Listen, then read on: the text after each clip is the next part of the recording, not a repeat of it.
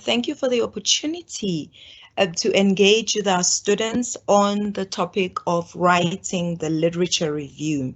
I would like to greet everyone and welcome everyone to this session. I do hope you will benefit from it. I just recently had another workshop with students who are registered for master's degrees from another university, and we had a similar session on writing the literature review. And I just need to encourage you as I do the presentation, if there's something you do not understand, quickly send a question on the Q&A tool, and then Tony will be able to read it out to me. You do not have to wait until the end of the session, because then maybe it might be too late. You might feel like maybe the question is out of context. So please send your questions and we will review them as we go.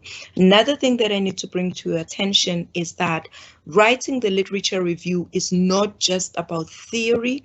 It's not just about talking about it, but it's also about practicing. So as I present, I'd like you, if you have drafted your literature review, just have it ready, have it close by, so that as I present, you also go to your draft and see where you can refine and where you can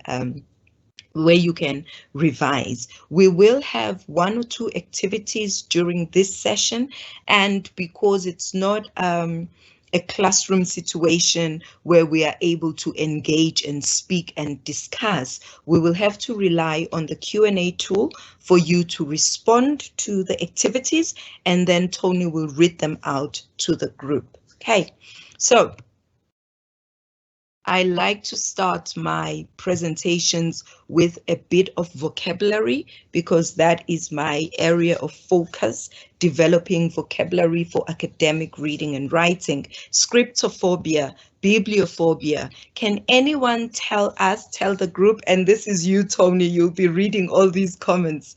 Can anyone talk to us about scriptophobia and bibliophobia? What do you think these words mean? I'll give you a hint. Phobia, right at the end, that is an extreme fear of something or an extreme anxiety about something, and sometimes a fear of a condition, a state, or something. So all you have to figure out now is scripto and biblio. Tony, do you have anything on the Q&A? Nothing. Okay, let's just say people are still typing. Matsuri is saying fear. Just fear. Just fear. Okay, great. Let's hear what else are they saying. We have Anonymous being afraid of using references with a question mark.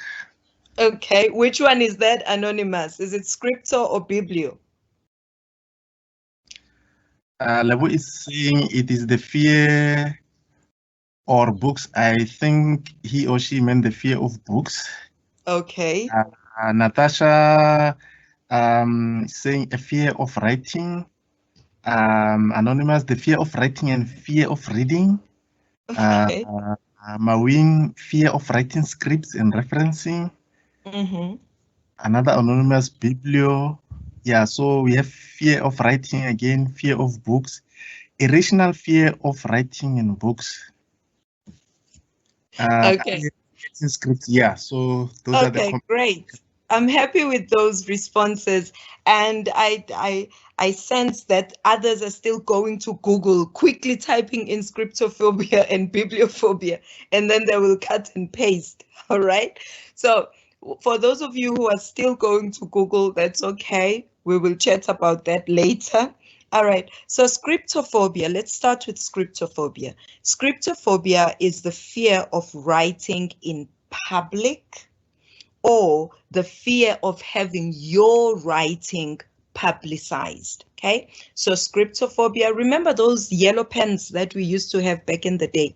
They were called scripto, okay? So scripto refers to anything to do with writing, and then phobia then is that irrational fear or extreme fear.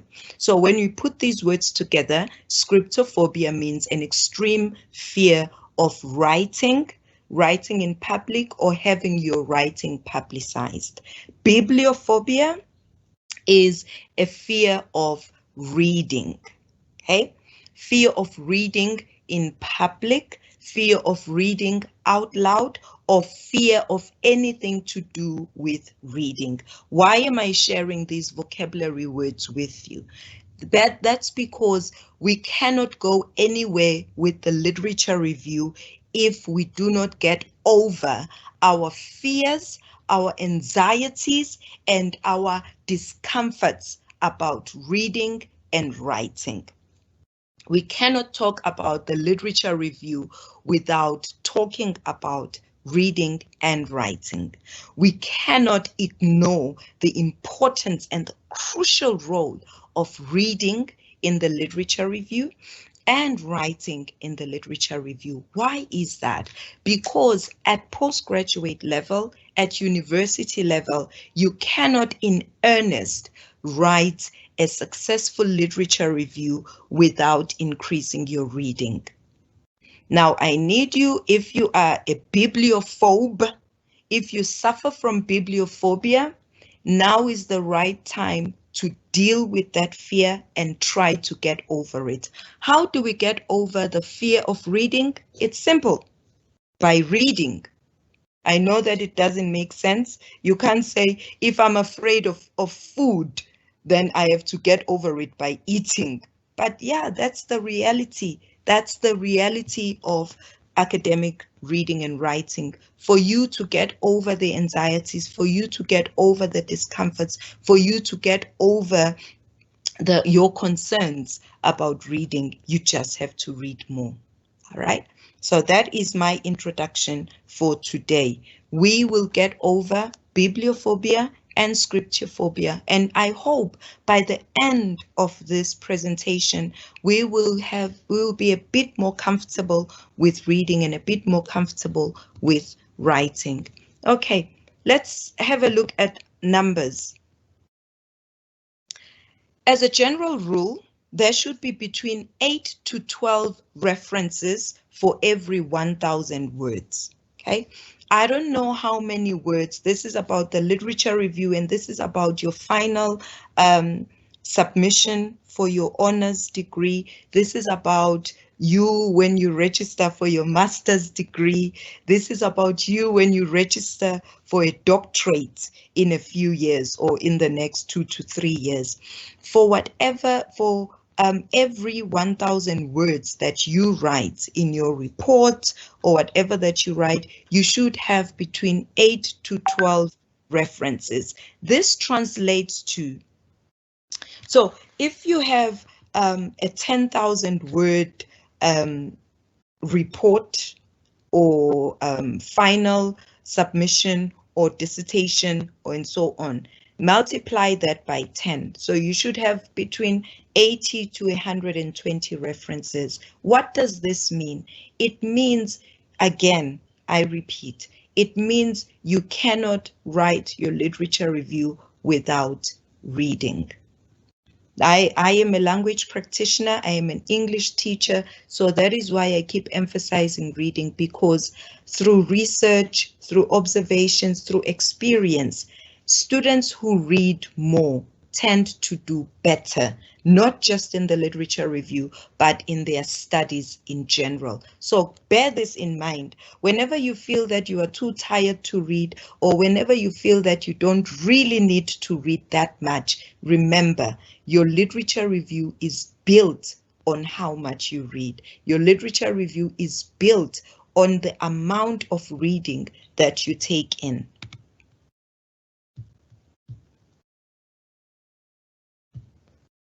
Right, let's have a quick discussion on the literature review. Question 1, what is a literature review? What do you think a literature review is? And in which sections of your report, of your dissertation, of your exit paper, where do you put the literature review? Do you put it in the introduction? Do you put it in a section called the literature review? Do you put it in a discussion section? Where do you put the literature? Where do you review literature? Question number 3, what are your experiences of writing literature reviews? Are you well experienced? Have you written a lot of literature reviews? Are you not that experienced? Are you afraid of the literature review? Are you excited about the literature review? Are you dreading the literature review? So these are the 3 questions. You answer any of these questions. Choose one that you want to answer and then answer these questions in the Q&A tool. So if you're answering the first one, just write a literature review is ... or I think a literature review is ... If you're answering the second one, I think we review literature only in the introduction. I think we review literature only in the literature review section. And if you're answering the third one, say my experiences with the literature review have been. Okay. And I'll wait for Tony to tell me what is happening in the Q&A tool. CD is saying experience with literature review is that he is new and she find it overwhelming. Anonymous literature review is a summary of one's research proposal. It outlines what one will be presenting. So again, yeah, inputs on experiences with literature review being daunting and creating anxiety. Some are posting, do we answer here? Yes, you can answer here. We will see what you are posting, Anonymous. All right, let's take 2 more, Tony, and then we will move on. Okay, 2 more, Anonymous. My experience is confusing a literature review with a theoretical framework. How does one differentiate these two? The last one, I'll take Tamarin. I think literature review should be done before you start your research to ensure you know here. I think she meant where you stand in order to know what to do further. Thank you. Okay, thank you so much for those responses. And I appreciate that we are engaging and we are exchanging ideas. Tony, are these posted to, are these published, or are you keeping them where they are posted? You know, remember that option of publishing for everyone to read? Yes, I'm publishing them right now so that everyone can see them. Thank you. All right, brilliant. So that others can also see what other people are commenting and what they are saying. And you can see, maybe you can agree or disagree. If someone says it's confusing, and you can say, I feel you. I also feel that it is confusing. All right, great. Thank you so much for that, Tony. Right. I understand how you feel. I've been there. I have postgraduate students who also feel like you feel right now. So don't feel like, you know, you are experiencing something that is unique. This is part of the journey. It is part of postgraduate studies. The feelings of confusion, feelings of being overwhelmed, and so on. It's how we experience postgraduate reading and writing. It's how we experience what we call scientific writing.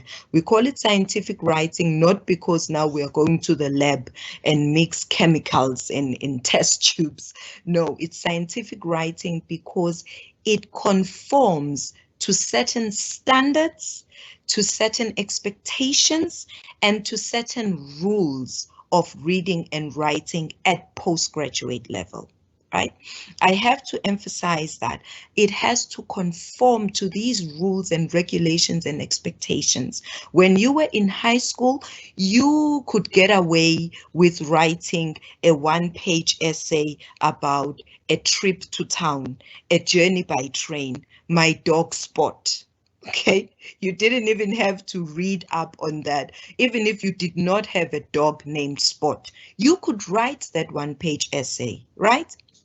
I know growing up, I didn't have a dog, but whenever our teachers said, Write we used to call them compositions. Write a composition on your dog. You would create stories. You would make up stories. And if it was Afrikaans, because my Afrikaans was not that good. So if it was Afrikaans, you would try to do what we call waffling. Waffling means you just throw in information so that you fill a page, right? So you will say things like, my dog, my hond is nie geel nie. My hond is nie rooi nie. My hond is nie groen nie. Maar my hond is bruin. Okay? My dog is not yellow. My dog is not red. My dog is not green, but my dog is brown.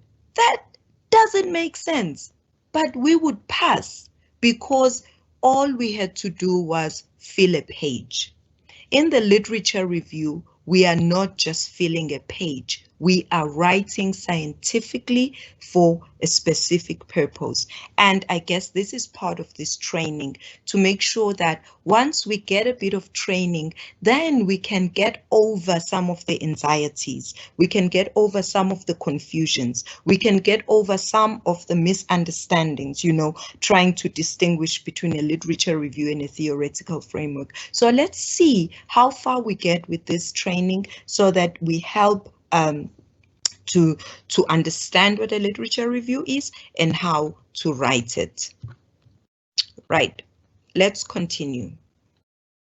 Right, now let's make a distinction between the literature review and reviewing literature. Those are two different processes. A literature review, notice I used an article. A literature review is a particular section in your research report, in your essay, in your dissertation, in your thesis. We call it a literature review section or a literature review chapter. Okay? But then we also have a process of reviewing literature. Now we can review literature in the introduction, as some of you have mentioned, where we look at the development of a topic. For example, if I write about mobile learning, I can review literature on mobile learning in the past 10 years. I can do that in the introduction. I can review literature in the methodology section when I talk about what literature, what research says about using interviews, for example. I can review literature in the discussion section when I discuss the findings of my study. Can you see the difference? Reviewing literature and a literature review. That's the first thing that we need to understand, that we have a section called a literature review and we have an action, a process of reviewing literature. I thought I like to use this word cloud. A word cloud is a group of synonyms related to a word.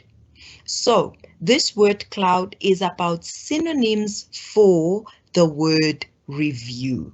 So when we say literature review, what do we mean? A review can be an analysis, it can be an evaluation, it can be an inquiry, it can be an assessment, it can be a commentary, it can be a probe, a critique. Why do I include this word cloud? I need you to try and move away from viewing the literature review as only a summary of what people have said about a topic. You will agree with me, Tony, and you will agree with me, everyone, that when we were reading on what we think, what we understand by the notion of literature review, so many of you said it is a summary of previous research. It is a summary. Yes, it is a summary, but it is not only a summary. To review does not only mean to summarize.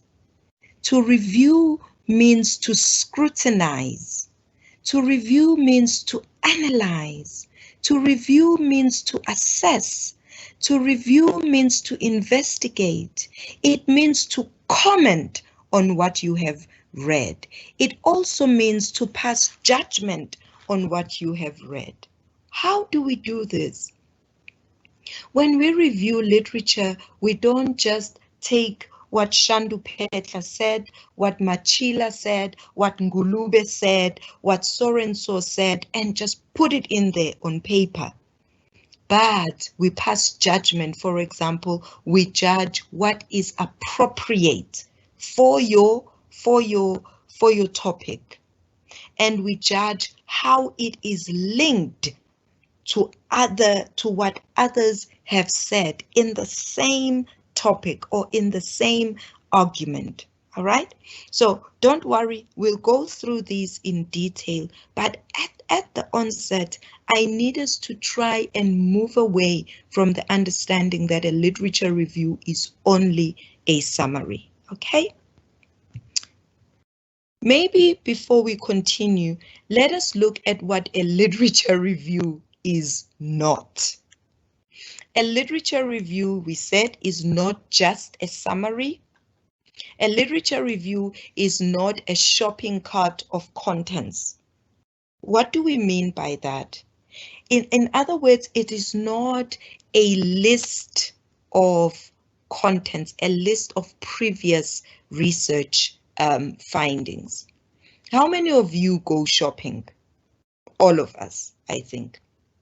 When we go shopping, whether you go to ShopRite, Checkers, Woolworths, Pick n Pay, when we go shopping, most of us will use a trolley or a cart or a basket, okay?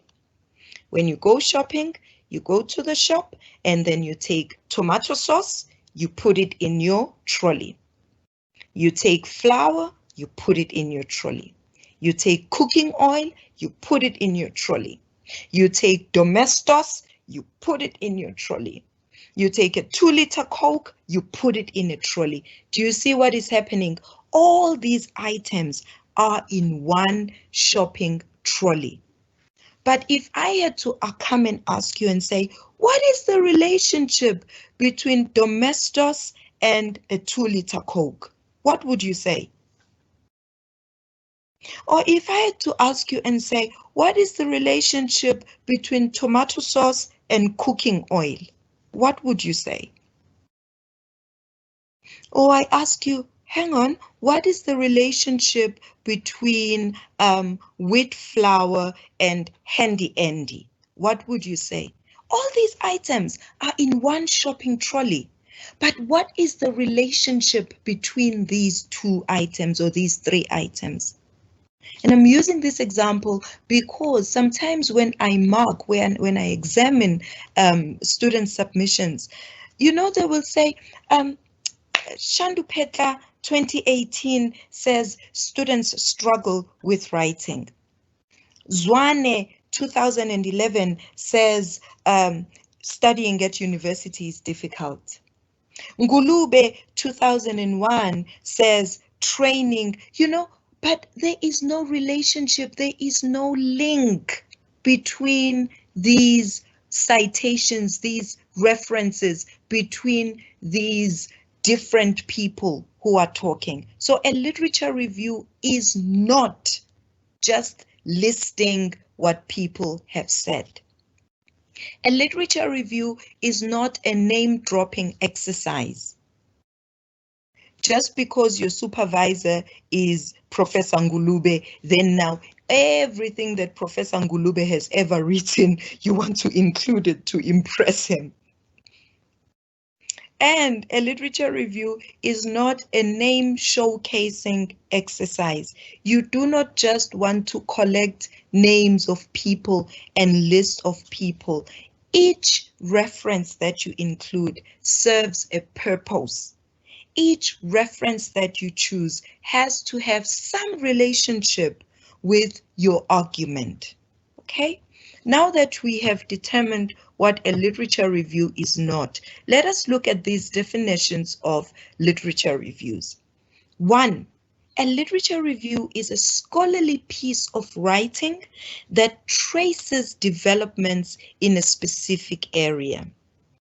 And I found that from Green et al. 2006. Okay. 1, it has to be scholarly. What do we mean by scholarly? It has to be articulated in formal language, in research language.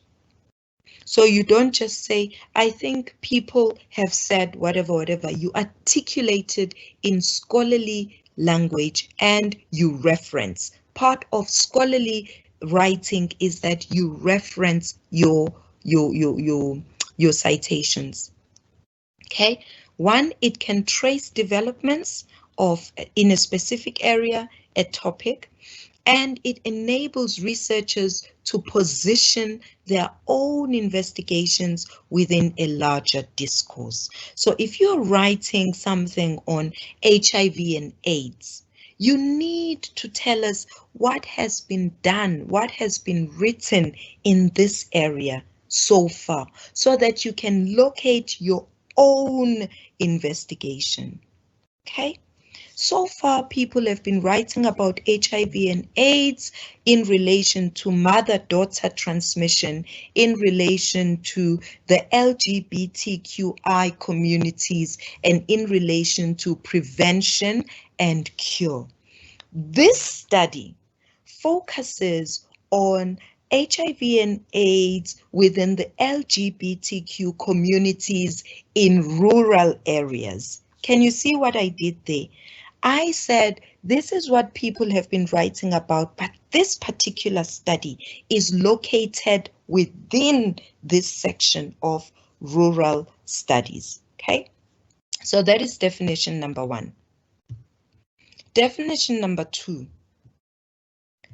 A literature review is a comprehensive study and interpretation of literature that addresses a specific topic.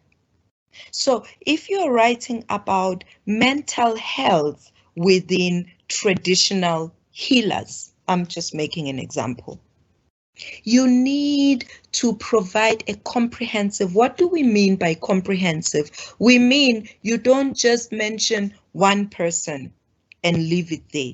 We call that drop and go. You are not an Uber driver. You don't drop and go. You do not just say, Shandu Phetla 2018 says that mental health within traditional healers is a problem, and you leave it there, drop and go. That is not comprehensive. How is it a problem? What do you mean it's a problem? Do other authors agree that it's a problem? If they don't agree, what do they say about mental health within traditional healers, right? So it has to be comprehensive, and you have to interpret literature. What do we mean by interpret? You take what people say and you interpret it, you translate it, you put it, you locate it within your study. If your study is about mental health within traditional healers, you do not just use any other literature on mental health, because you are not talking about mental health in general. You're talking about mental health within or in relation to traditional healers. Okay? We are trying to define the literature review. So the purpose of a literature review is to objectively report, okay? You are reporting because you are a postgraduate student at UNISA, and you are a proud postgraduate student at UNISA.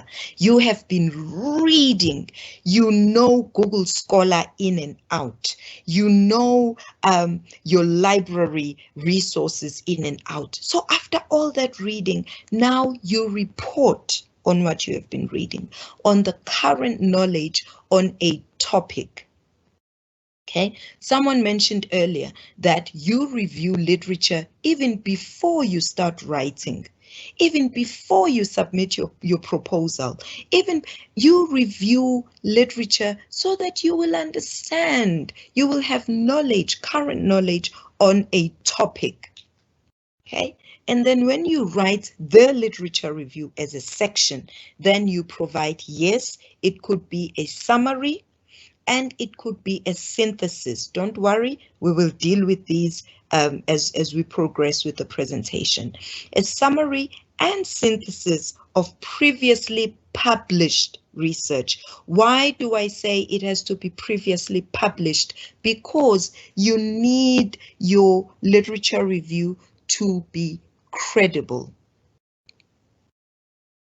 So select, in other words, you report on published materials. What could be published materials? These could be journal articles. These could be articles based on conference proceedings. These could be books, but these could also be blogs by renowned researchers in your field. In my field, in mobile learning, for example, we have people like Trexler, we have people like Anderson, and those people have blogs, because sometimes it will take 3 years to publish a book, but blogs are more up to date. So if they publish a blog, I can reference it because it is about a person who is renowned in my area.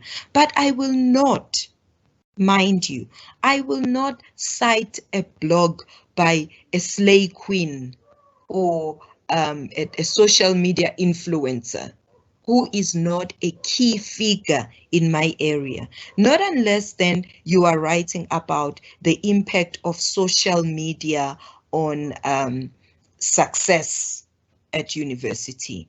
Then yes, then you will cite what social media influencers are saying out there.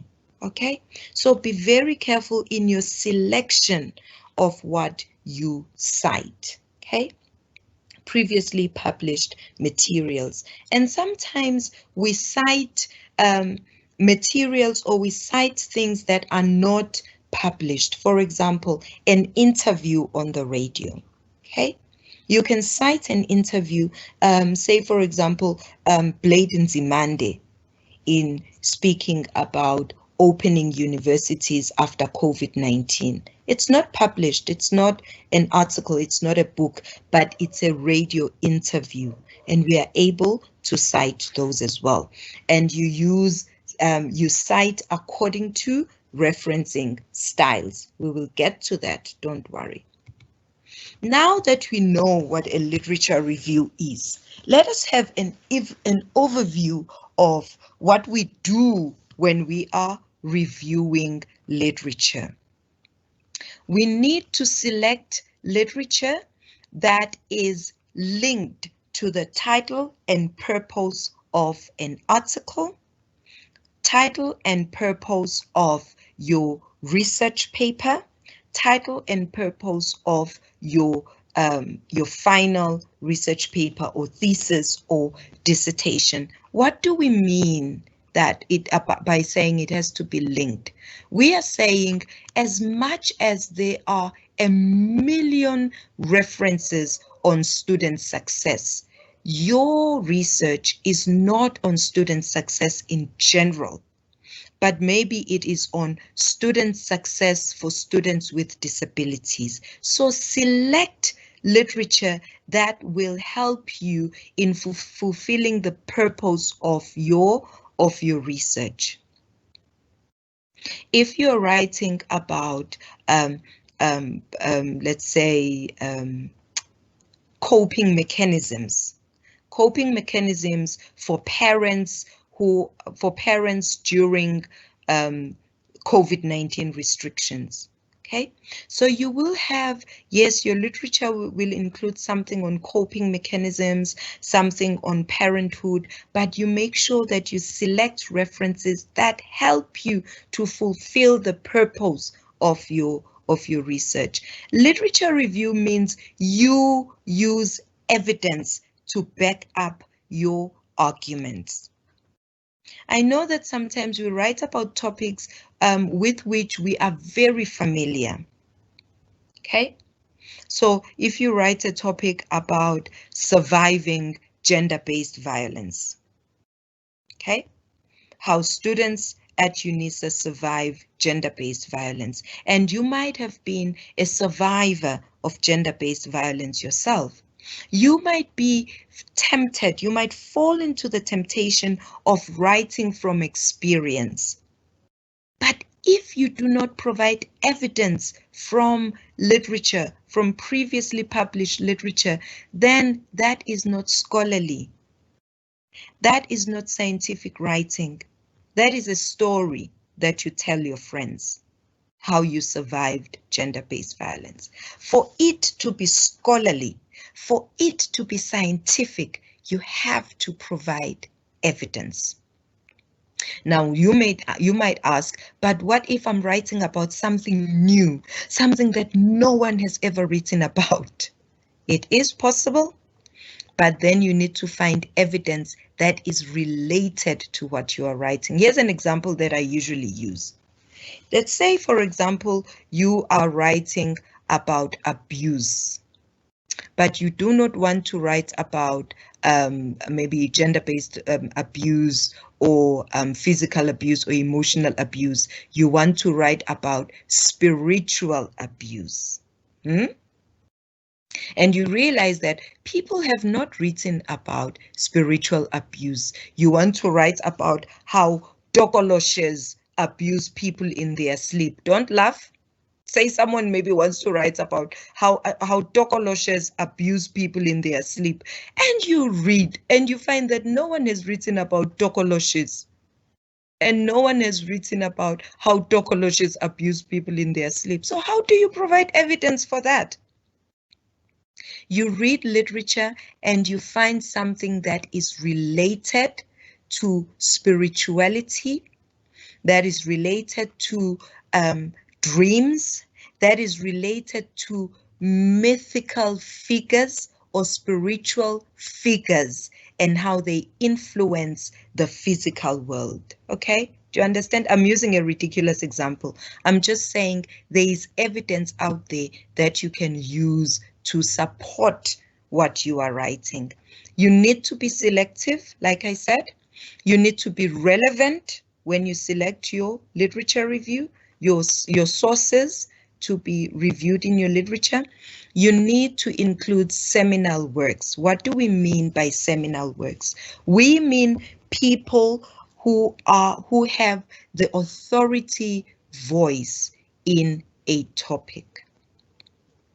In other words, you cannot review literature on motivation without including Gardner, because he is an authority voice in motivation. You cannot write anything on open distance learning without citing Siemens, for example. You cannot write anything on vocabulary development without citing Nation. Okay, so how do you know? How do you know who is the authority voice? How do you know what seminal works to include? You know that by reading.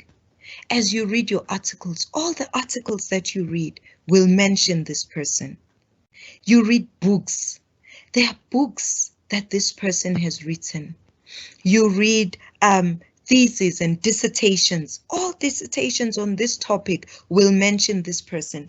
That is how you find seminal works. You cannot write anything on methodology without citing Creswell, for example, especially qualitative research, okay? You cannot write anything on case studies without Yin. Okay, so how do you find them? Again, we go back to reading. So we need to read. The more we read, the more we identify seminal works. But here's a word of caution. We need to balance seminal works with current works.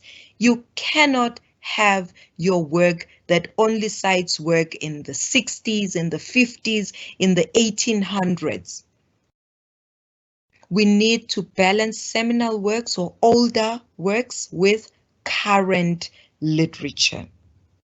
Imagine if I had to write about technology developments and I only write about things or work that was published in 1980 or 1990 or 2010. Imagine how ridiculous my work would be. So you need to balance older works and seminal works with current works. What are the current developments in your field? Because as years go by, there are changes. There are changes in definitions. There are changes in classifications. There are changes even in law. Imagine writing a paper and you keep citing people who say VAT in South Africa is at 14%. That would be crazy. That would be ludicrous. That would not make sense. You need to have current works, and that will be balanced with seminal works. Your literature review needs to be complete. In other words, when you talk about a topic, gender-based violence, you need to provide the different facets of gender-based violence. You cannot just talk about gender-based violence only for women. Are you saying that there's no gender-based violence involving men? Okay, so make sure that you provide a complete picture. And then you summarize and you synthesize. Okay, let us look at the types. Yes. Yeah, it's Tony. Yeah, just wanted to let you know that in the back there are discussions.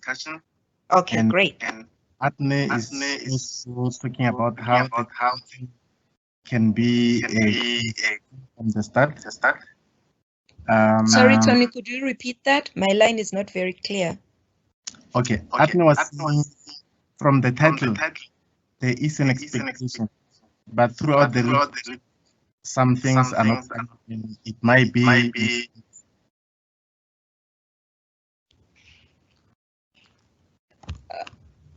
Okay, from the little that I gathered, that is what we talk. That is what we mean by completeness. So a student who says, for example, let's have a topic on, okay, the use of mobile devices for students with disabilities in rural areas. Okay, that is the title. But then we find in the literature review that the student only writes about students with disabilities.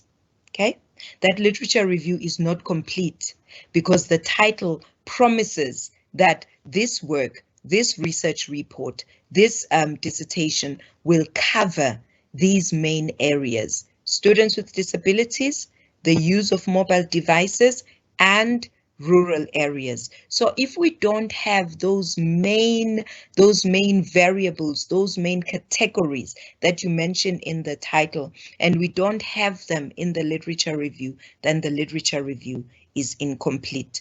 After this slide, we will go to how to make sure that your literature review is comprehensive and complete. Is there anything else, Tony? No, I think you address it well. Okay.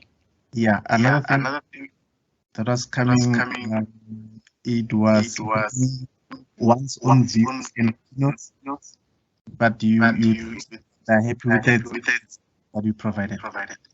Okay. All right. Great. Right. Let us look at the types of literature review. Now, remember that these types are for your awareness. These types are presented for awareness raising purposes. I'm not saying that when you write, you should only have a narrative literature review or you should only have a theoretical literature review. But I am mentioning them so that when you write your literature review, you use the different types and you match them to the purpose of your literature review. You cannot have just one type of literature review, but you mix them, you use them to fulfill a purpose.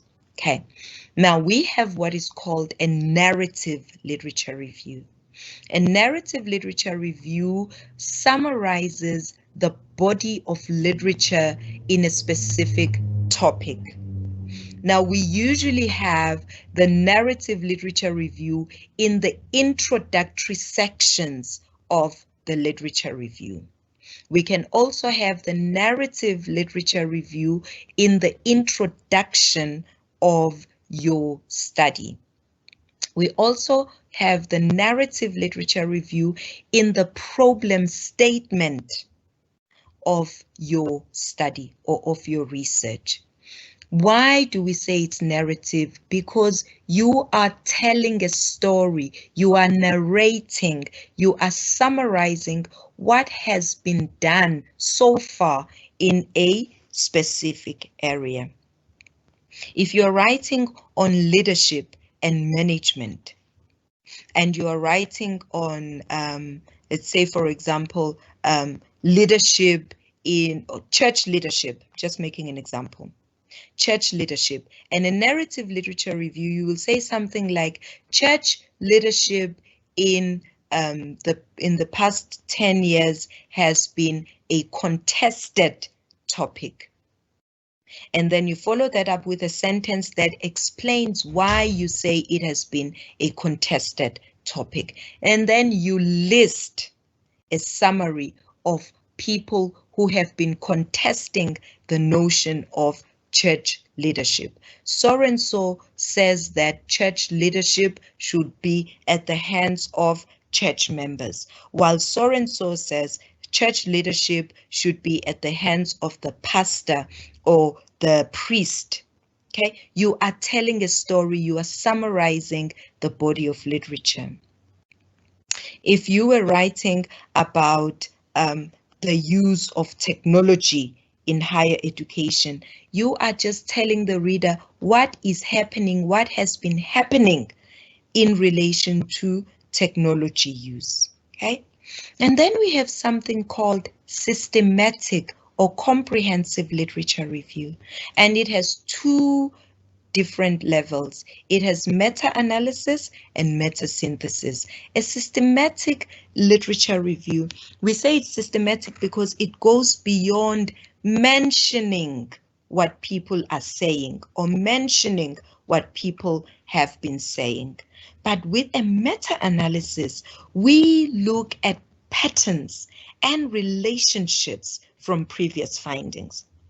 If I'm using that example on church leadership, you might write about patterns. Say, for example, literature in church leadership has focused mainly on male leaders as opposed to female leaders. You are looking at patterns. You've read 100 research articles on church leadership and you see a pattern. Hey, look at this. Almost all of this, 85%, has been focusing on men and not on women, okay? And you write about that. And you can look at relationships from previous findings. You say most of the findings have established a relationship between a healthy family background and success at university. I'm not saying that's true, I'm just making an example, okay? So then your literature is not just mentioning that Machila said, Shandu Phetla said, Ngulube said, but you're looking at patterns and relationships.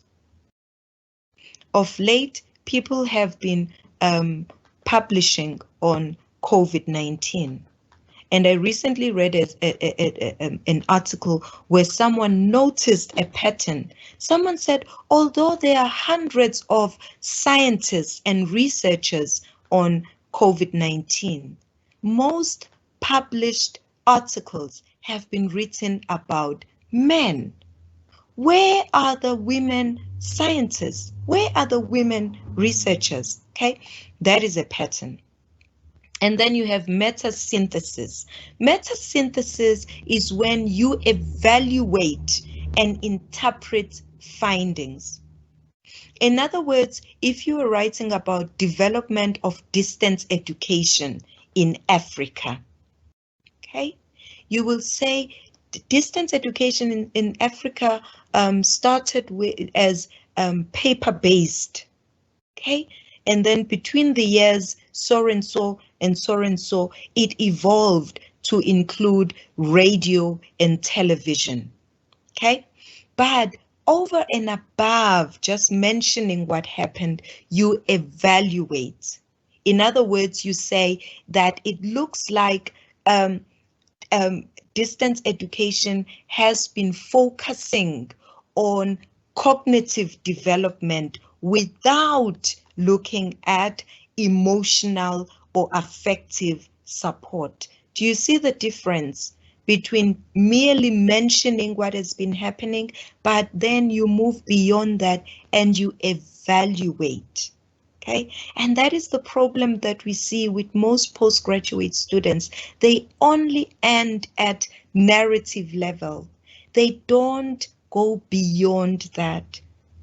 A whole lot of literature reviews out there, when students submit their work, it's only narrative, it's only a summary. So-and-so says, so-and-so says, so-and-so says, so-and-so says. There is no comprehensive analysis. There is no synthesis in the literature review.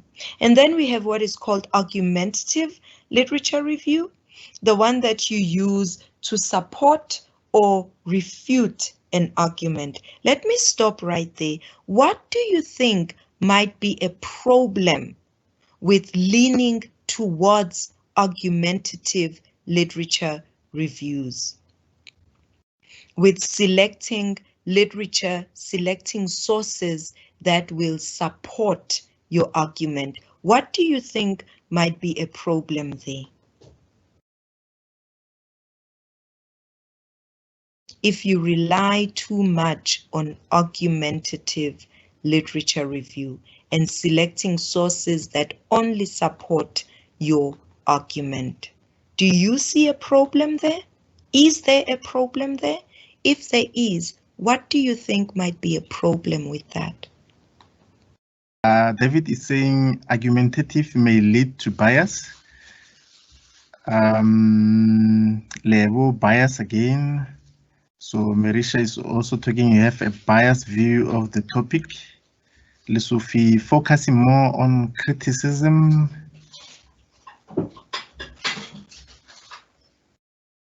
Shai is saying there's a problem as when you review, you look at both sides. We have feedback that when microphones are switched off, okay, the echo is better.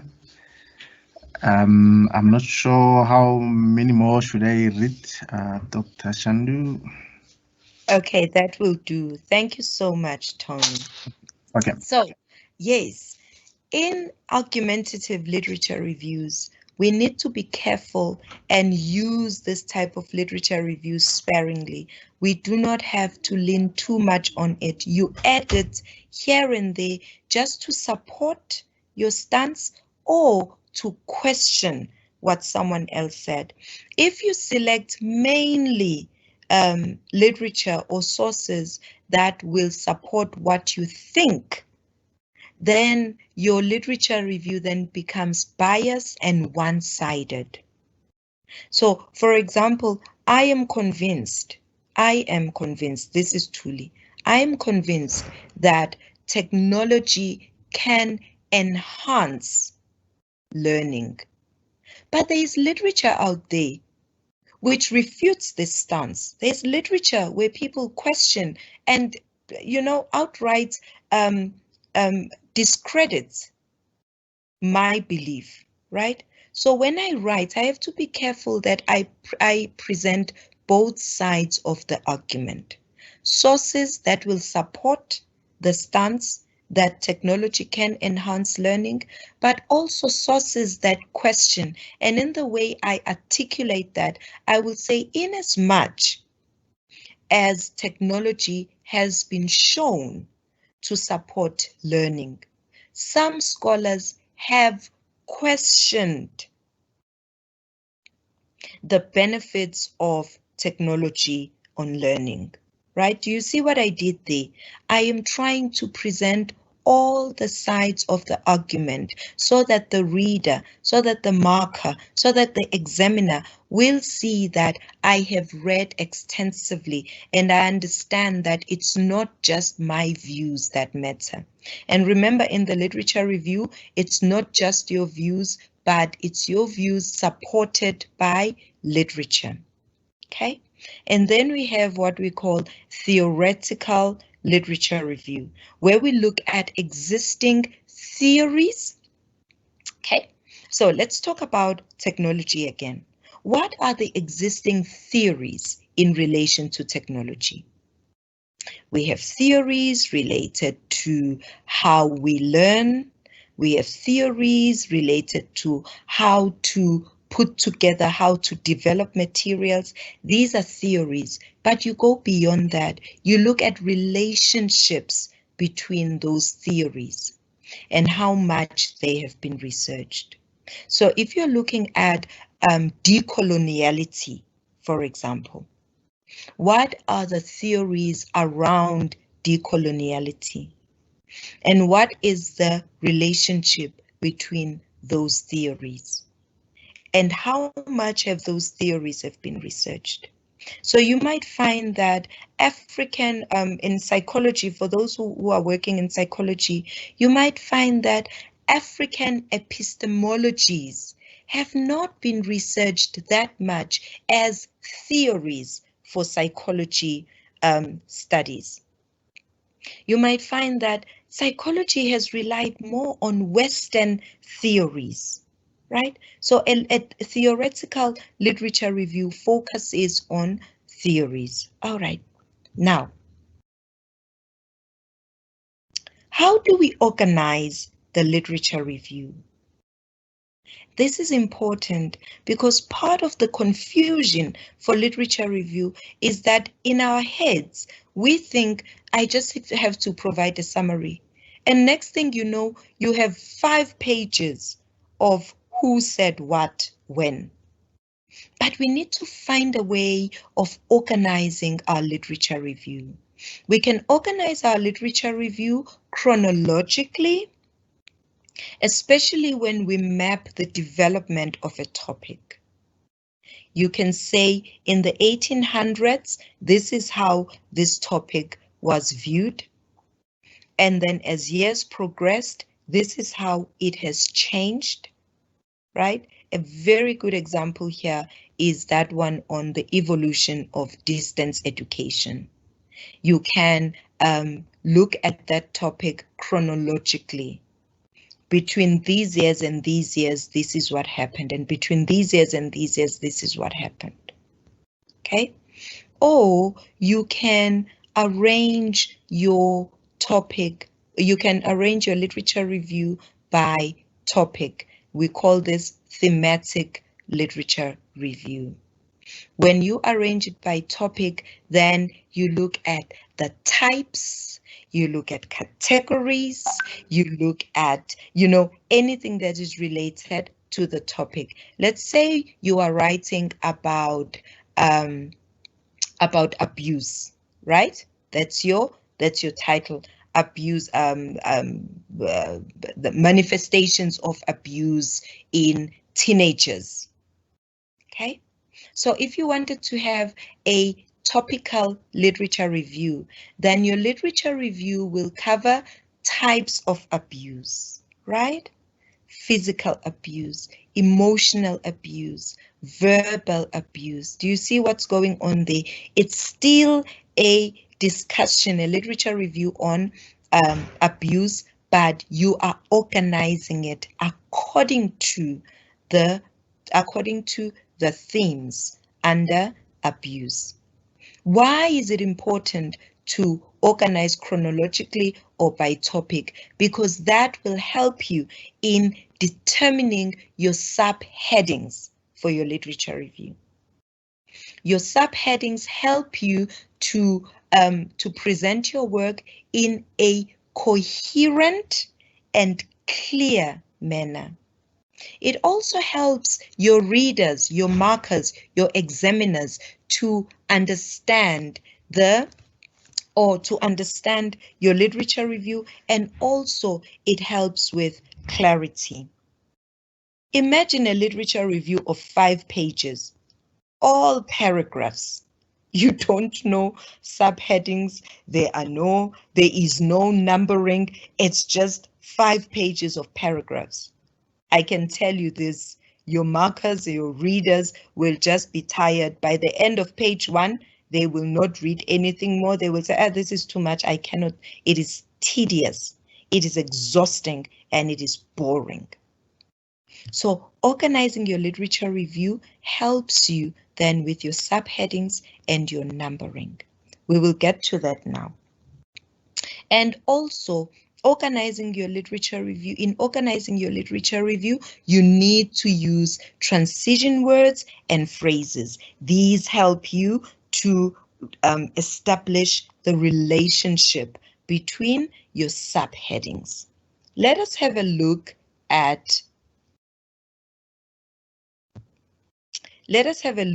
this mind map.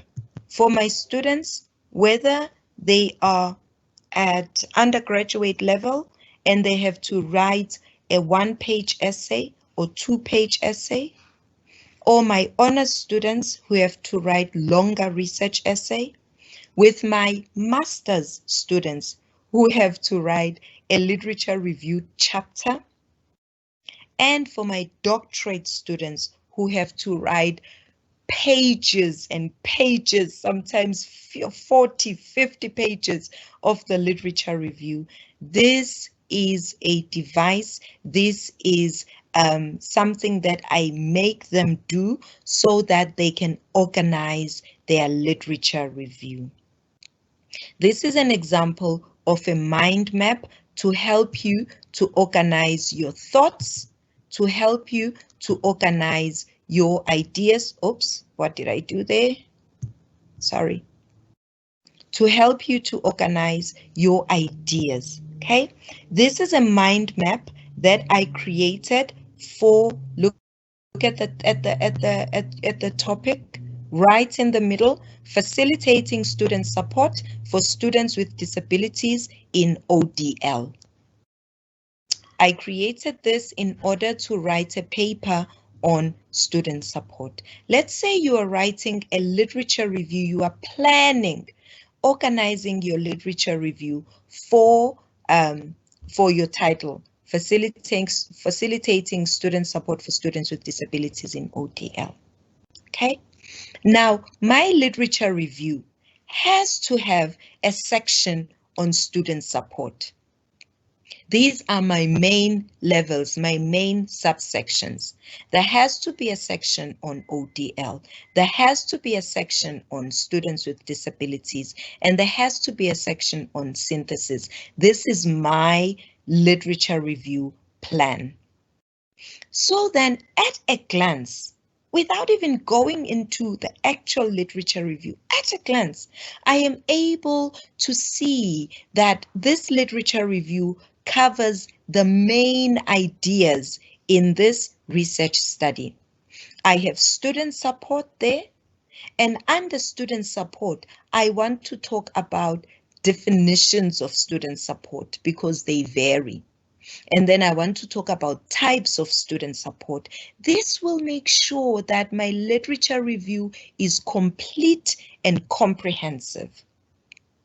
I also have a section, you can see here that I colored these sections in different colors to help me to make sure that there is balance and my literature review is comprehensive. And then my section, my subsection on students with disabilities, again, I want to look at what do we mean by disability? What do we mean by disabilities? Okay? And even how we name students with disabilities. Do we say that students with special needs? Do I say it's students living with disabilities or just students with disabilities. All of that will come under definitions. And then I have types of disabilities, okay? Mobilities, right? Sight impairments, hearing impairments, and so on, right? Now, what can you tell me about this literature review? Remember, it's a literature review. Look at how balanced it is. If you do this mind map, you can use a pen and paper. You can use, I'll show you some websites that you can use for mind mapping. You can see that it is balanced, because if, for example, you do this and suddenly you realize, oh my goodness, I have a lot of levels and a lot of bubbles and a lot of information only on students with disabilities, and I only have one bubble for ODL, then you realize that your literature review is skewed. Your literature review is not balanced. Your literature review is not complete. Also, this mind mapping helps you to realize that, oh my goodness, I feel that I do not have enough references to support my ideas under, for example, student support. I have types there, but I only know of one type of student support. I only know of cognitive student support. I need to go back there and read more on the other types of student support. So for your literature review, please, as you go back, I need you to draw a mind map of your literature review. And once you have this mind map, then you can add your numbers. If my my literature review on facilitating student support, I can choose, for example, to have everything on student support, this blue part, I can choose to have it under the introduction. Okay, and I number it, and I just put introduction under student support. Or I can have a separate introduction and then make this 3.1 student support, and then 3.1.1 types of student supports, and then I write. Then 3.2 students with disabilities. 3.2.1 types of disabilities, and then I write under that. 3.3 ODL. 3.3.1 the evolution of ODL. Do you see what's happening there? As the reader goes through my literature review, there is coherence, there is a logical flow between your sections. Okay. Now here's another activity that I need you to do. And for this one, I need you to take 5 minutes, please. I need you to take a piece of paper and a pen, or you can do this on the computer. You can do this on your phone if you can. I need you to draw quickly a schematic representation of your literature review. If you're only if you're at the beginning of your literature review, then you can write about ideas based on the title of your project. What ideas, what do you think should be the main sections of your literature review? And if you have drafted your literature review already, then I need you to review your literature review. Sorry for the repetition there. Review what you have drafted and then see if you have subsections related to the title of your study. And I need you then to see if there is balance between those sections, and I need you to see if there is completeness. For now, I just need you to draw that literature review for 5 minutes, and then we can discuss this as we continue. 5 minutes. If you have a question, you can post it on the Q&A. If you have, if you notice something about your literature review, you can post it on the Q&A as well. Say maybe, oh, I just noticed that my literature review only focuses on one section. Or, oh, I just realized that my literature review is not complete. Okay, so use the Q&A for questions and use the Q&A for comments. I am giving you 5 minutes for this exercise. And Tony, please let me know if we have something there. I will mute my mic for now. Yeah, the background.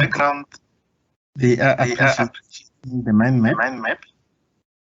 There's a question here. She's saying in the literature review, they have to answer research questions and objectives. So does the mind mapping have to address the questions and objectives? Thank you. Thank you. So in the literature review, depending on your discipline, some disciplines require that your literature review is aligned with your objectives. Okay, so you don't take the objectives as they are and put them under the literature review, but you look at the essence, you look at the main idea in your objectives. For example, for this study, the one that I'm using here, facilitating student support for students with disabilities in ODL.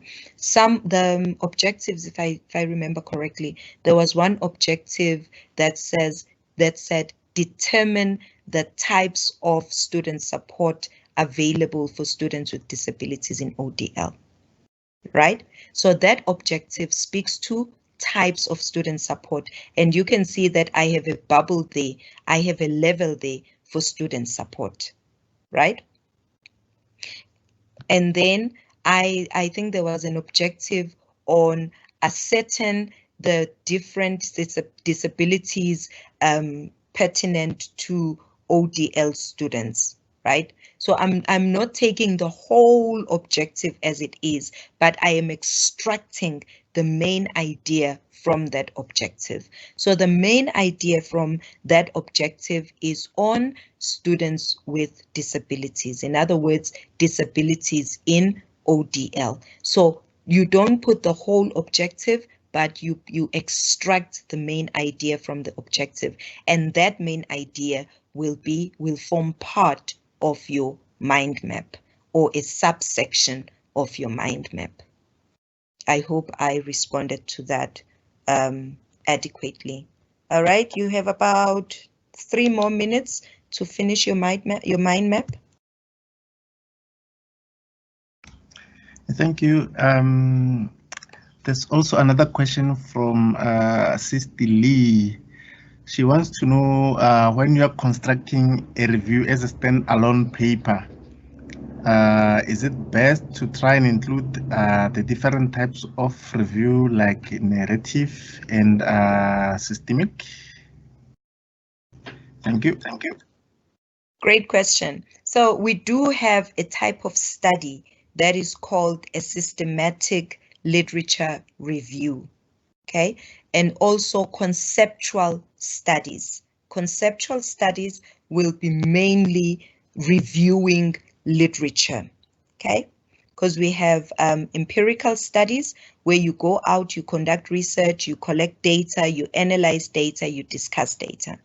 But for systematic literature reviews or critical conceptual papers and conceptual research studies, you are just reviewing literature from the top to the end. So yes, in a conceptual paper, in a conceptual research, you will have the different types of literature review. For example, around the beginning, you will have the narrative where you map the scope of the topic you are writing about. Recently, Okay, there's a paper that I'm drafting. It's a conceptual paper on language and access. Okay, I will not go out to collect data. I will just review literature. I will do a desktop review of literature on language and access. So around the beginning, I have used narrative review just to talk about the current state of affairs, right, as I introduce my paper. This is what has been done. I am summarizing what has been done. And somewhere in the paper, I have a meta-analysis and meta-synthesis of the patterns of literature, patterns of published literature in the area of access and language. I also look at relationships between what has been published and preliminary findings. Right now where I'm sitting, I am finding that issues of access have been mainly on students with disabilities, physical access, and all of that, and not much has been written on language as a barrier to access, okay? Or languaging, because that's what I'm writing on. So yes, you can have the different types of literature review within a literature review kind of study. Thank you very much. Yeah, in the background, there are some comments and discussion. Others want to know if there is qualitative or quantitative literature. Anonymous is saying they're not sure how to start and finish a subsection in the literature. We also have Shai who's saying now after they've done the literature, like how many definitions do they have to do and references? And the last one is from Lizelle. She's saying once they've collected and analyzed data, then how does it respond to the literature review? So yeah, in the background, there's a lot of comments and discussions. Thanks. Okay, let's see if I can remember all of them. Please remind me if I've left any out. Okay, let me start with the one that I remember. Okay, how to start the literature review. The best place to start is with this mind map. And then once you have the mind map, do each section at a time. Okay, so for this example mind map, let's work with student support. Okay, let's not mix them up and say I'm going to do all of it at the same time. Write on student support only and make sure that you have completed it. Okay, and for me, my students, especially those who struggle with language, I say begin with that main idea. So my first sentence will be student support ... That's your introduction. And you can only write that only if you have read on student support. So student support could be contested territory. Student support is defined in various ways. Student support forms the backbone of distance education. Do you see what I'm saying? I am using what I have read about student support, okay? So for students with disabilities, my first sentence will be students with disabilities ... Okay, that's the first place to start. All right, so that's one. Number two, there was a question on now that I've collected data and analyzed it, now where is the place for the literature review? Remember that you had a section on literature review and there were things that were said about your topic. For example, there was mentioned that there are 3 types of student support. Now that you have analyzed data, did you find 3 types of student support? In your discussion, you will say literature has distinguished between 3 types of student support in ODL: cognitive, affective, and institutional. In this study,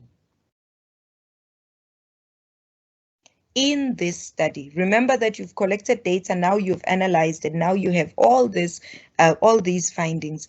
This study found a prevalence of cognitive student support, and then you discuss that. The findings of this study are aligned with the findings of Shandu Phetla 2016, who asserts that student support in ODL tends to lean more towards cognitive support at the expense of other types of student support. Do you see what I did there? I am now putting together my literature review. I am intertwining it. I am merging it with my findings in order to put forward an argument. Maybe my argument is that there is a need for concerted effort towards emotional support for students in ODL, right? And I'm building that argument using the literature, using my findings, and as I discuss my argument. All right, I hope I answered that adequately. Your literature review then is used to support your stance in the discussion. It is used to question the status quo. Okay, Trexler questions the lack of technology in student support in ODL. Okay, or Anderson stresses the importance of technology in student support. Do you see what you're doing there? You are taking what people have said and you are bringing them closer to your study. Okay, so there's this buzzword, there's this exciting world of learning analytics that is happening in the field of research, and there's this thing called data mining that is happening. Not data mining, data mining, 2 words. I was presenting somewhere and I said data mining and someone says determining what? I said not determining, data or data mining. Okay, so your literature review can be quantitative. Say, for example, I want to look at publications on technology enhanced learning in ODL in the past 20 years. Okay, so once I say it's quantitative, then I have to have time frames, right? I'm just going to say in the past 20 years or in the new millennium, which will then be the past 21 years. And then, then I will have numbers. I will say in the past 20 years, 46,798 articles have been published in the area of technology enhanced learning. Of the 46,729 articles, 25% has focused on distance learning, while 2% has focused on contact learning context. 17% has focused on university level studies, while 63% has focused on K through 12. K through 12 is primary school and high school. Do you see what I'm saying? What I'm doing there? I am understanding, I am analyzing, I am extracting information just using numbers and statistics. It's still a literature review, but it is focusing only on numbers. Okay, 23% this, 24% this, approximately this many number of articles. You can also look at the evolution of childcare facilities. Okay, before 1994, there were 3,000 childcare facilities in Umlazi Township. Post 1994, between this year and that year, there was a 3% growth in childcare facilities in the past 10 years. Do you see what I'm doing there? So it is a literature review, but it is quantitative in nature.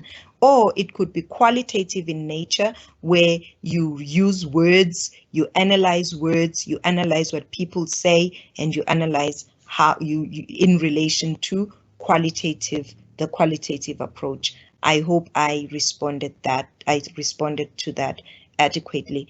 All right. Let's take a bit of time to go to our mind maps in relation to our literature reviews. How difficult or how easy was it for you to construct this mind map? And if it was difficult, why do you think it was difficult? Was it difficult because your literature review at this point is not too organized? Was it difficult because you have a lot of ideas in your literature review and you are not sure how to organize them? Was it difficult because you are not too sure how to extract the main ideas, hence the subsections in your literature review? Let's have a 2-minute discussion. Well, it's a one-way discussion where you post your ideas in the Q&A. How was this activity for you? Easy? Not too bad? Difficult? Let me hear from Tony what you were saying in the Q&A session, in the Q&A tool. How was this exercise for you? Yes, there are a lot of comments, and some are saying they now understand why their lectures were frustrating them. So I believe they can see what is expected of them with regards to doing the literature review. Some, like Homo, they try to do the mind map, and they listed the topic and the subheading, so it's really helping. Anonymous is saying, I have reviewed my literature review using the mind map you have presented. I have found it to be very helpful and definitely found some gaps in literature review. I will need to work on my definitions. So I believe you also responded to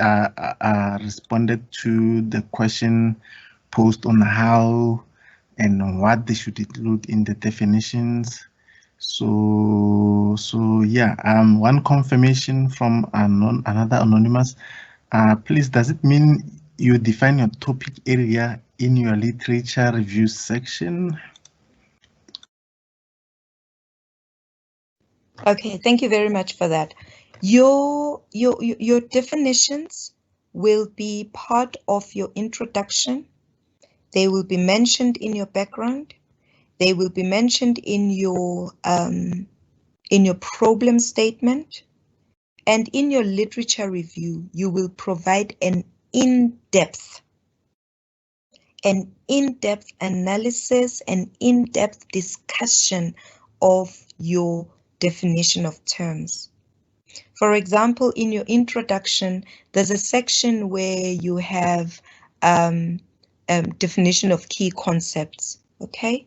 But that is just introductory, okay? You are providing a cursory look at your definition. In your literature review section, remember when we started, I said we need to make a distinction between reviewing literature and the literature review section. In your literature review section, this is where you have an in-depth engagement with your definitions. For example, is there agreement with regard to definitions? Does everyone agree what mobile learning is? And if there's no agreement, then you put that under your definitions. That mobile learning has been defined in various ways. So and so says this. Remember, narrative. So and so says it is, so and so says it is, so and so says it is, so and so says it is. But then you move deeper and look at the connections and the relationships between these definitions. So-and-so supports so-and-so's assertion that mobile learning is, while so-and-so questions the limited scope of so-and-so's definition. Okay?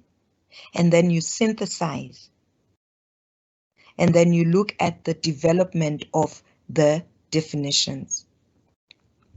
In the early 2000s, mobile learning was defined mainly based on the device. These definitions have progressed to include mobile learning, to view mobile learning as a cognitive process as well. And they've also included the learner himself or herself.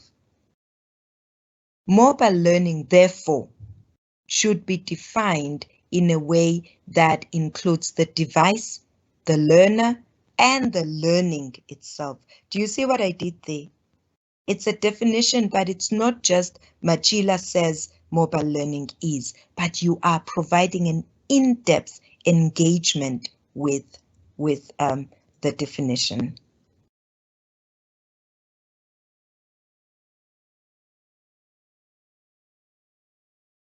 Yes, I think what you just said respond to what Thuli Pitsi was asking about the chronological aspect using the mind map and synthesizing everything. Thank you.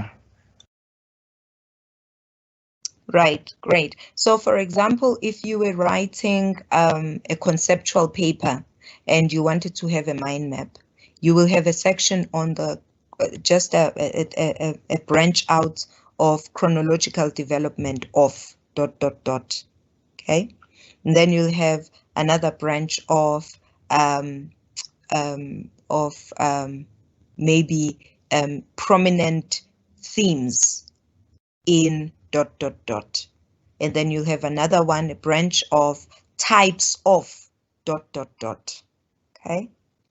And then you'll have another. So what I'm saying is whether you are doing a conceptual paper or an empirical paper, what you need to do is your mind map needs to talk to the literature review, which is the sections of your literature review. Let's see if we can continue so that we can finish and make time for some questions.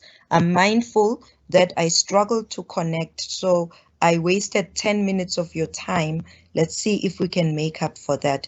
How do you cite? How do you reference? How do you use evidence to support your ideas?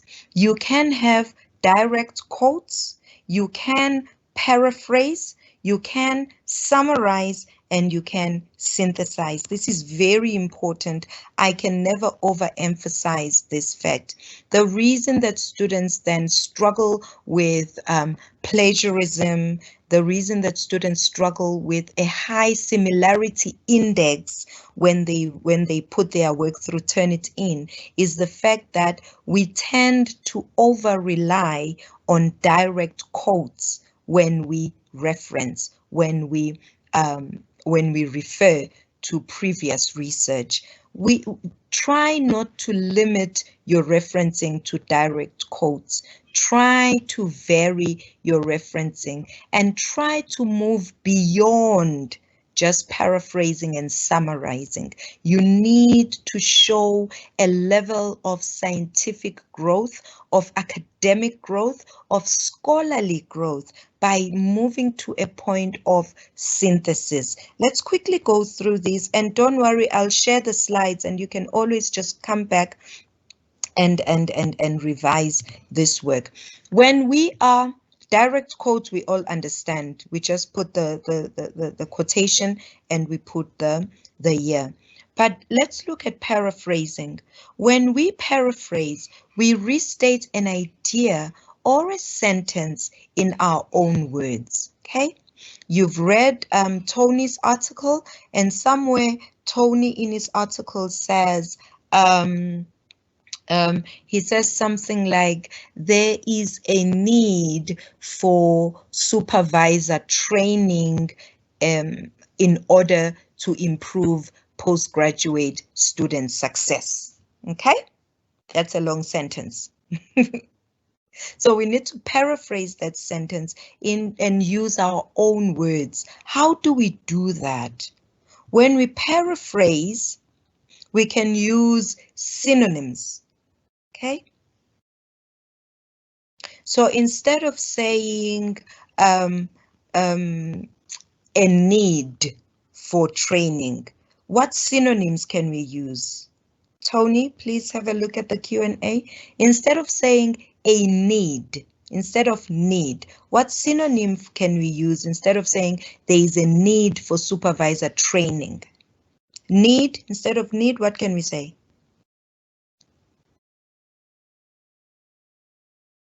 We are paraphrasing, right? So we don't want to say there is a need for supervisor training. Shadi is saying need could be requirement, Lesufi to capacitate supervisor. Anonymous is saying you could say it is necessary.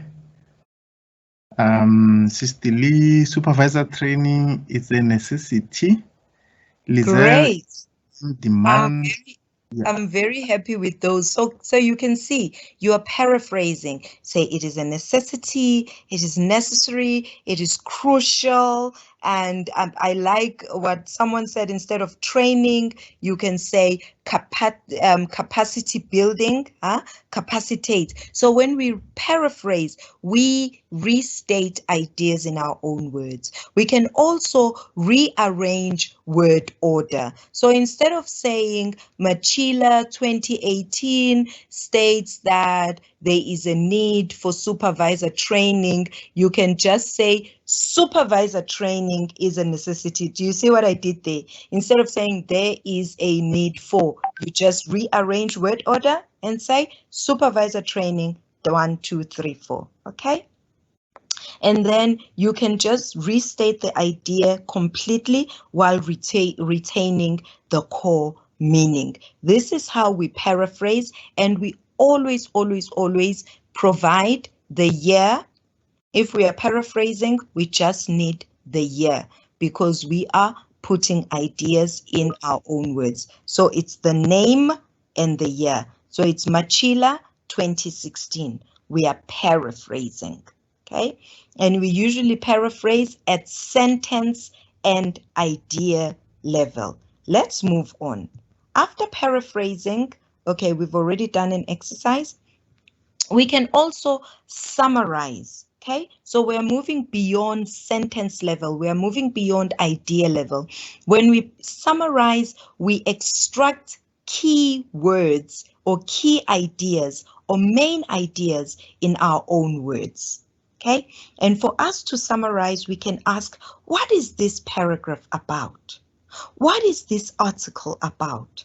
What is this book about? What is the main idea? And what can I cut out without compromising the essence of the original text? Now we can summarize a whole book in one sentence. I mentioned earlier that you can write about qualitative research and mention Cresswell. And summarize the whole book, okay? And say Cresswell 2013 distinguishes between the 4 main quality markers for qualitative research, and these include credibility, dependability, conformability, and I've forgotten the 4th one. That's a whole book that you summarized in one sentence. So try to vary how you reference. You can paraphrase a sentence, you can summarize a book, you can summarize a paragraph. And you see what I did there? I am extracting main ideas. And I think at some point you can also summarize a whole article, a whole speech. In a speech by President Cyril Ramaphosa on COVID-19 levels, it was emphasized that transitioning between levels has to be managed by health officials. Imagine the whole speech. And you want to extract main ideas. Again, when we summarize, we need the name of the author, the surname and year. And then we won't do this exercise, but you can do it in your own time, because this is an exercise where we summarize this whole paragraph and we only look at the main ideas. Can you see the underlined ideas? These are the main ideas, right? And then when you summarize this, then you only look at the main ideas. Okay, synthesis. I just want to spend a bit of time on synthesis because this is where students struggle, and because they struggle, then they do not synthesize at all. So it is easier to just summarize or paraphrase or direct quote. But when it comes to synthesis, people struggle. So that is why I need us to just spend a bit of time here. When we synthesize, we move beyond what authors say by evaluating and interpreting text from various sources to create a new idea, a new argument, or a new assertion. Remember that when we paraphrased, we looked at a sentence or an idea. When we summarized, we looked at main ideas. When we synthesize, we look at various sources. Let me come back to my example of technology-enhanced learning. You look at what various sources are saying about this one issue so that you will evaluate, so that you will find the relationship between what various authors are saying. Remember that example about definitions? Is there agreement? Is there disagreement? Look at patterns. Look at how in this issue has been analyzed mainly from a European perspective. I spoke about mental health earlier. After reading, after giving us the summaries, after giving us the narrative, then you say, literature in this area has tended to focus on Eurocentric perspectives of mental health. Do you see what you're doing there? You are creating your own assertion based on what other authors have said. Author so-and-so has said, author so-and-so has said, author so-and-so has said, but it seems that the previous research has focused on Eurocentric perspectives. You are looking at patterns. You are looking at relationships. You are looking at critically evaluating your sources, not just mentioning them, but evaluating them. And usually a synthesis will lead to a new definition, for example. It will lead to a new argument. And sometimes we can use a table to synthesize. There's a table that is presented, I think it's Prinsloo, I've forgotten the year, where Prinsloo looks at the development of distance education since the 60s. Then he creates a table, and that table is a synthesis. In other words, it is an evaluation of distance education, where he has the type of education, where he has cognitive development, where he has the main technologies, everything in one table. That is an example of a synthesis.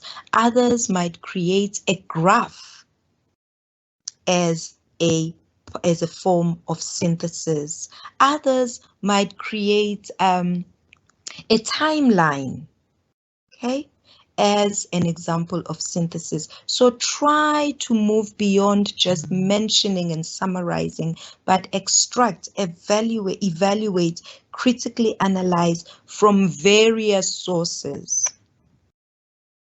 Look at a point that, for example, when you talk about using interviews in your methodology. It is not enough to say Creswell states that interviews 1, 2, 3, 4. That's not enough. Question that. Does using interviews always work in all circumstances? What about now during the coronavirus restrictions? Okay, are these definitions still relevant? That's what you are doing when you synthesize. You critically evaluate what various sources say about an issue. And I have to be honest with you, it's not easy, but it's something that you work on, something that you improve through time. Try a little bit. The best place to start is the definition section, because that's when you are able to look at various sources and categories as well. Do you just take one source for categorizing information? What if that source is very biased? What if you are looking at sexual abuse and you are citing one source, and that source is a man who is only just looking at the topic from a male perspective? Do you see that then your literature review will have gaps? So look at the whatever you are reading and writing about from various sources and bring those sources together. What is similar? What is different? What can you extract from those sources? Okay, we don't have time for this activity, but you can work on it when you have time. Okay, let's just recap on referencing as evidence in our literature review. We can use direct quotes, referencing ideas, okay, and using exact words. We can paraphrase, we can summarize, and we can synthesize. And these are the examples. Shandu Phetla 2019, and we put a page number. If it's a direct quote, we put a page number and we put quotation marks. We open them and we close them. Make sure that you put page numbers and quotation marks, okay? And then we have a paraphrase, stresses that university administrators so and so on. This is at sentence level or at idea level. Look at the third one. We are summarizing the duties of academic administrators. And we are summarizing what Ele said, what Mhlongo said, what Ndaba said, what Zwane said. And we are extracting main ideas. We are summarizing them.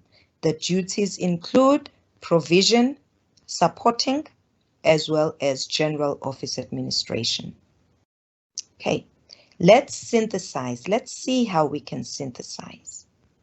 Just look at the articulation of the synthesis.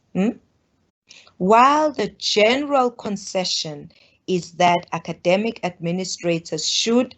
and then you put the authors who have agreed, right? Concession, general concession, who have agreed that administrators should do whatever you will have there. Researchers differ on the core responsibilities of support staff in general, and then you start mentioning them. Shandu Phetla, so-and-so, argues that, while Makwe, so-and-so, supports the assertion that, what is evident thus is that academic administrators should 1, 2, 3, 4. I hope this example exemplifies the differences between summarizing and synthesizing. Can you see that when I synthesize, I am comparing? See how I compare what Nsamba says to what Shandu Phetla says and what Makwe says, okay? And look at the language that I use there. While means that, oh, so there will be a comparison there, okay?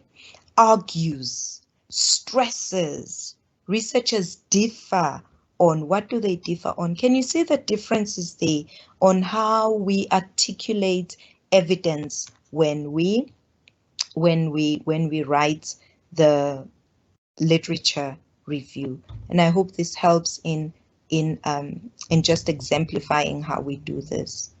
Let me just caution you as I end. Yeah, my time is up. Caution: avoid making general and broad generalizations in your literature review. Avoid saying students always struggle. Okay, they don't always struggle, but research has shown how students struggle with academic writing. Can you see the difference? Instead of making this broad generalization, I am foregrounding, I'm putting forward research in order for my literature review to be scholarly and scientific. Avoid using oversweeping adjectives. And I know as human beings, you know, we say things like, and I've seen students who say, it is obvious that, it is obvious to you, but your reader, it might not be obvious to your reader. But use literature to show, to exemplify how, you know, your argument. Okay. Avoid qualifiers. We say these are qualifiers because we use them when we speak. If I have another opportunity with you, we will go into detail with the language of research. Okay. The differences between spoken and written English, formal and informal English. Avoid using qualifiers that we use when we speak. Say, oh, it's a little different. Or abuse is definitely an issue in South Africa. This is scientific writing. Is it or is it not an issue? It is an issue. So there's no reason for definitely. Okay. So legal assistance is really needed in rural areas. No, you don't have to put really. Just say it's crucial or it's not necessary. By using really, you are changing your scholarly work and you are making it spoken. And that is what we are trying to avoid. And avoid emotional language.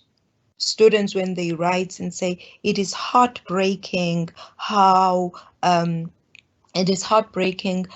children have struggled during the coronavirus restrictions. Yes, it is heartbreaking to you, but this paper is not necessarily about your feelings, it's about research.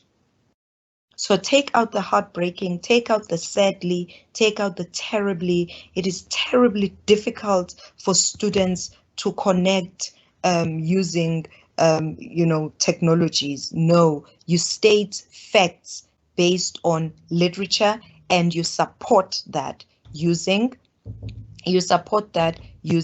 literature as evidence. Okay, please mind the tense. The tense that you use when you reference your sources. The APA, the latest APA says that APA is the American Psychologists Association. And this is a referencing style, the APA style. You also have the Harvard style. You also have the other types of referencing styles. Please stick to your referencing style. If your referencing style, like the APA says, you use the present perfect tense and the simple past tense, then you the simple present tense, sorry, then you do that. Say, Shandu Phetla has stressed the importance, okay? Or Shandu Phetla stresses the importance, even if the Shandu Phetla wrote that article in 2010, but she still stresses. And other referencing styles will say, use the simple past tense. Shandu Phetla stressed. I'm not too familiar with those. I'm familiar with the present perfect and the simple present tense. Machila 2016 observes that 1, 2, 3, 4. Can you see? Okay. All right, and as I end, let us look at the common errors in literature reviews. Generalized claims. Sometimes when you are so familiar with a topic, you tend to make claims and not support them using literature. Do not make a claim if there is no literature to support it. I know this is difficult and I know it's unfair, but do not make a claim if there is no literature to support it. If you say younger children struggle with divorce divorce repercussions, and you put a full stop there, that is completely incorrect. You need to support that with literature. Younger children struggle to adjust in divorced families. Then you put a reference. We need evidence. Unacknowledged sources, please acknowledge your sources. Name dropping, students, some students will make one statement and say, students in ODL struggle with time management, and they put 10 sources. We call that name dropping. Machila 2016, Gulube 2018, Shandu Phetla 2001, Mukwena 2016. 20 sources who have said just one thing. That is called name dropping. Try to avoid it and use your references systematically and with a purpose. Sometimes students do not include seminal works, and that is a problem. Sometimes there is a lack of the link between title, key concepts, and the literature review. That is a problem that you need to address. Sometimes students use dated sources. Here's Thuli writing about technology and only citing sources in 2010 and 2012. That was 8 years ago. Since then, there have been so many developments, blockchain, WhatsApp, Twitter, and so make sure that your sources are current. Remember, we said we balance seminal works with current sources. Disorganized ideas, our mind maps will help us with these disorganized ideas. And referencing style discrepancies, this is a problem. Please use referencing style consistently. If you're using the APA, then use the APA consistently. If you're using the Harvard method, use the Harvard method consistently. So a student will say, in this paragraph, the student says, Shandu Phetla 2016, and then they have a colon, and then they have the page number. In the next paragraph, Shandu Phetla 2019, they have a comma, a small p, a full stop, and a page number. Can you see? That student is now using two different referencing styles in one document, and that is a problem. You need to stick to the same referencing style consistently. And that relates to the in-text referencing and list of references. A comma needs to be where the comma should be. A space between initials needs to be where the space should be. A full stop needs to be where the full stop needs to be. These punctuation marks are not for decoration. They are a requirement. Italics need to be where italics should be. Okay. All right. And these are some of the resources that you can use for your literature review. Remember, I said there's a website that you can use for mind maps. It's there, mind map. You can click on it. And then I like to use all.pedu. This is the online writing lab where you have a plethora of resources.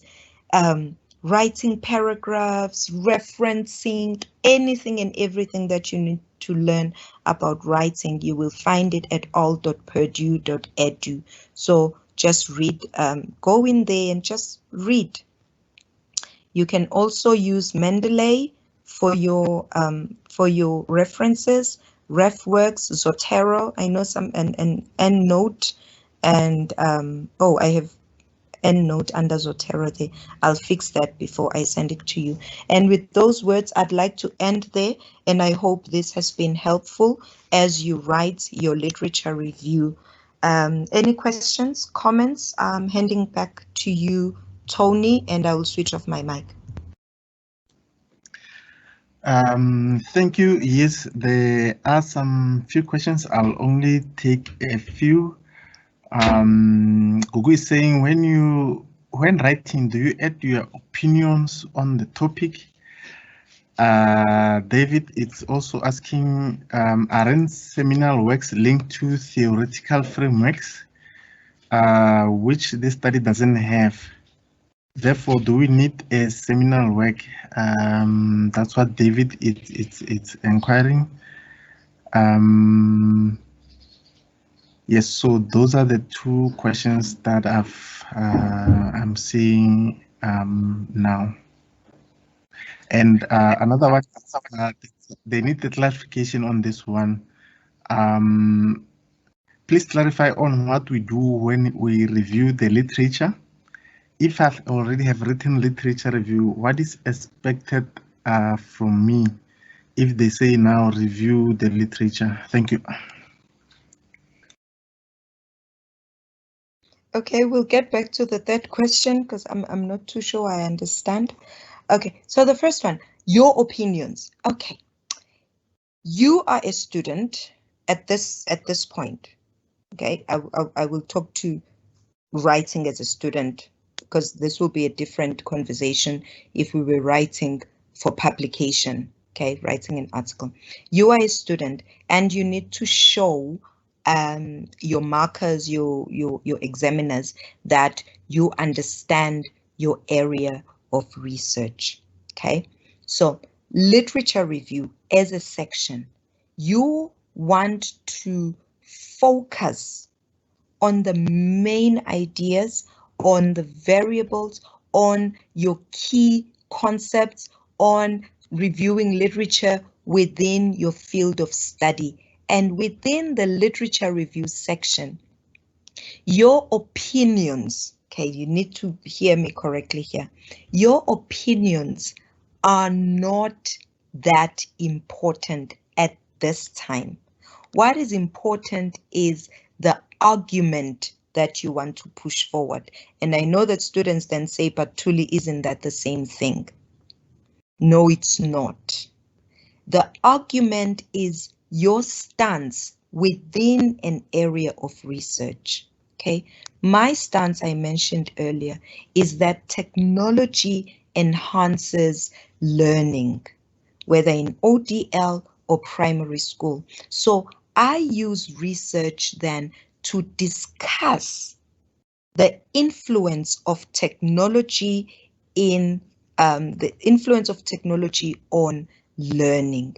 And I do that through previous research, through referring to previous research, whether I like Anderson or not. And by the way, I love him.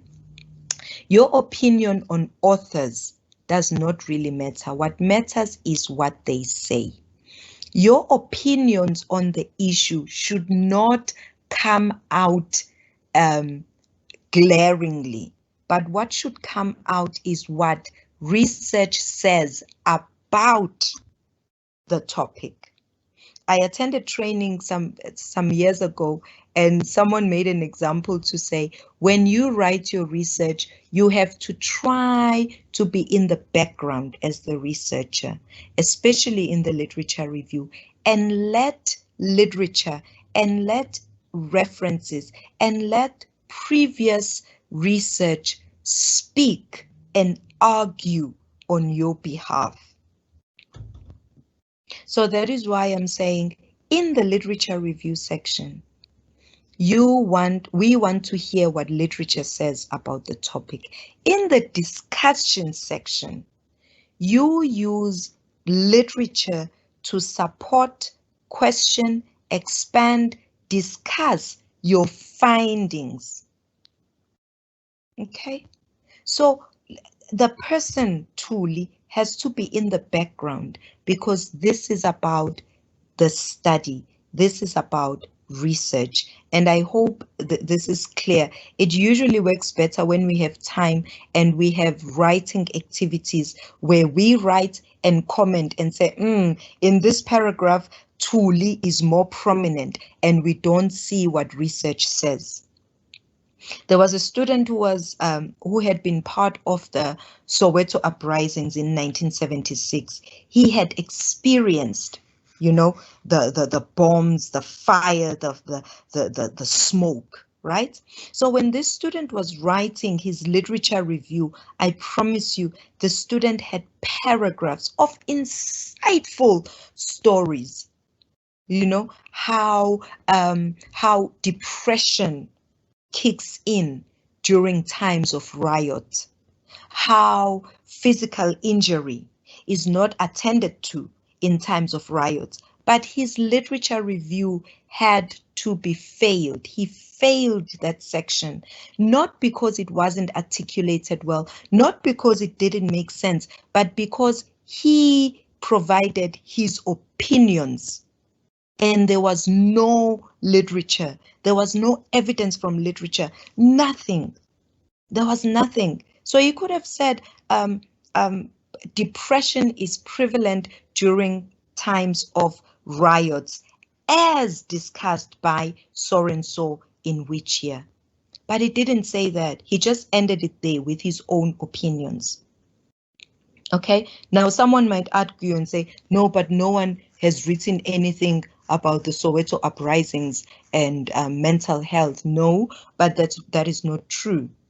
There is literature on mental health in times of riots, even though it's not June 16, 1976 specifically. And you can refer to that and say, in a similar manner, the June 16, 1976 uprisings demonstrated how depression is prevalent and so on. Do you see what I'm saying? So this is a long answer to a very short question on opinion. Okay, there was another section on theoretical frameworks and seminal works. Seminal works basically means the main authority voices in a field. And I repeat, you cannot have a literature review without including the main people in that field. It's like saying you write about Christianity and not mention anything about the works of Jesus Christ, or you're writing about Islam and not saying anything about the prophet. Okay, seminal works are, you need the crucial, critical authority voices within a field of study. A theoretical framework is a section where you provide the main theory or the framework that underpins your study. Okay, literature review, you review literature that is pertinent to your study. Theoretical framework, this is a theory, this is a frame, this is the theory that frames your work. To say, for example, others will say social constructivism is a theoretical framework in the study. So anything and everything I do in the study is tied to social constructivism. Maybe I even use social constructivism as a basis for my objectives. Maybe I use social constructivism even as my analysis tool. It frames my study. In other words, I cannot have social constructivism as a theoretical framework and then the rest of my study is on cognitivism. I'm making an example. My doctoral research study used the community of inquiry as a theoretical framework. So that theoretical framework affected my methodology. It affected my analysis. It affected even in my discussion. I looked at my findings in light of the community of inquiry as a theoretical framework. And I hope that clarifies the distinction. The question on writing a literature review and then being told to review literature. I'm not too sure if I understand it. Tony, do you think you might explain that? I know that we cannot ask the participant to explain him or herself, but what do you think this question pertains to? What do you think is the question here? I'm just finding it a bit difficult to understand it. What do you think? Yes, it was also difficult for me to understand, but from what I've read, I think they've already done literature review, and the lecturer was not happy with how they reviewed, the literature. So I think going forward, then applying what you have said, then they will approach this section differently.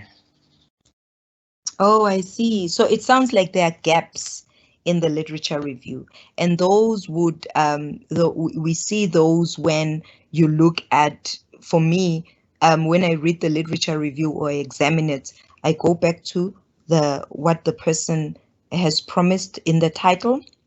Okay, they talk about mourning and grieving processes of women in rural areas. Okay, so the title says, oh, okay, so this person will deal with grieving processes, not just for men, but for women where in rural areas. And then I go to the literature review. And then I find in the literature review that the person talks about death. Death is traumatic. Death is brutal. Death is not understandable. Death, oh, death, where is thy sting? The Bible says that death is the last enemy that Jesus Christ will defeat. Political leaders treat death as this and this and this. And then I go back and say, but this person said they are dealing with grieving processes for women in rural areas. And in the literature review, there's nothing on grieving. There's nothing on processes of grieving. There's nothing on the differences between women and males and how they grieve. And there's nothing on the differences in cultural predispositions in rural areas and urban areas. So I think maybe there are gaps that should be attended to. Thank you very much.